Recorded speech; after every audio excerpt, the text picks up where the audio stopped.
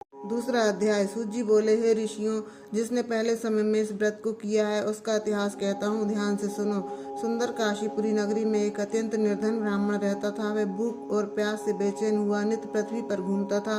ब्राह्मणों से प्रेम करने वाले भगवान ने ब्राह्मण को दुखी देखकर बूढ़े ब्राह्मण का रूप धर उसके पास आकर आदर से पूछा, है विप्र, नित्य दुखी हुआ पृथ्वी पर क्यों घूमता है? हे श्रेष्ठ ब्राह्मण, ये सब मुझसे कहो, मैं सुनना चाहता हूँ। ब्राह्मण बोला, मैं निर्धन ब्राह्मण हूँ, भिक्षा के लिए पृथ्वी पर फिरता हूँ। हे भगवान, यदि आप इसका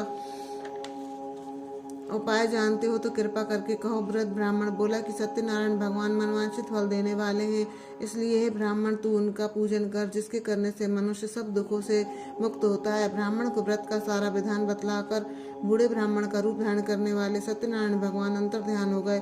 जिस व्रत को वृद्ध ब्राह्मण ने बतलाया है मैं उसको करूंगा, यह निश्चय करने पर उसे रात में नींद भी नहीं आई। वे सवेरे उठ सत्यनारायण के व्रत का निश्चय कर भिक्षा के लिए चल दिया।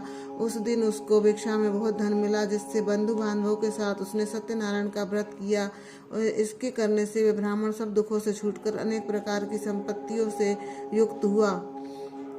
उस समय से वे ब्राह्मण हर मास व्रत करने लगा। इस तरह सत्यनारायण भगवान के व्रत को जो करेगा वह मनुष्य सब दुखों से छूट जाएगा। इस तरह नारद जी को नारायण से प्राप्त हुआ ये व्रत मैंने तुमसे कहा। हे विप्रो, मैं अब और क्या कहूँ?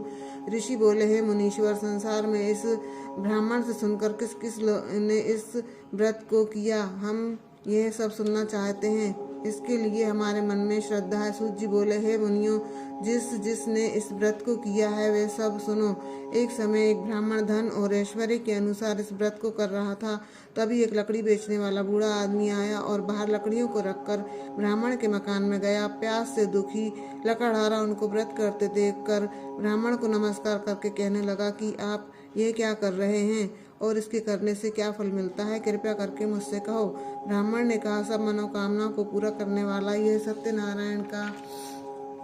सत्यनारायण भगवान का व्रत है। इसकी कृपा से मेरे यहाँ धन आदि की वृद्धि हुई है। ब्राह्मण ने इस व्रत के बारे में जानकर लकड़हारा बहुत प्रसन्न हुआ। चरणामृत ले और प्रसाद खाने के बाद अपने घर को चल दिया। लकड़हारे ने अपने मन में इस प्रकार का संकल्प किया कि आज ग्राम में लकड़ी बेचने से जो धन मिलेगा उसी से सत्यनारायण देव का उत्तम व्रत करूंगा। यह मन में विचार कर वह बूढ़ा आदमी लकड़ियों को अपने सिर पर रखकर जिस नगर में धनवान लोग रहते थे वह ऐसे नगर में गया। उस नगर में उसे उन लकड़ियों का दाम पहले दिनों से चौगुना मिला।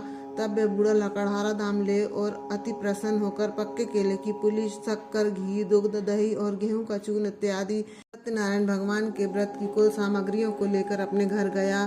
फिर उसने अपने भाइयों को बुलाकर विधि के साथ भगवान जी का पूजन और व्रत किया। उस व्रत के प्रभाव से वह बूढ़ा लकड़हारा धन, पुत्र आदि से युक्त हुआ और संसार के समस्त सुख भोग कर वैकुंठ को गया।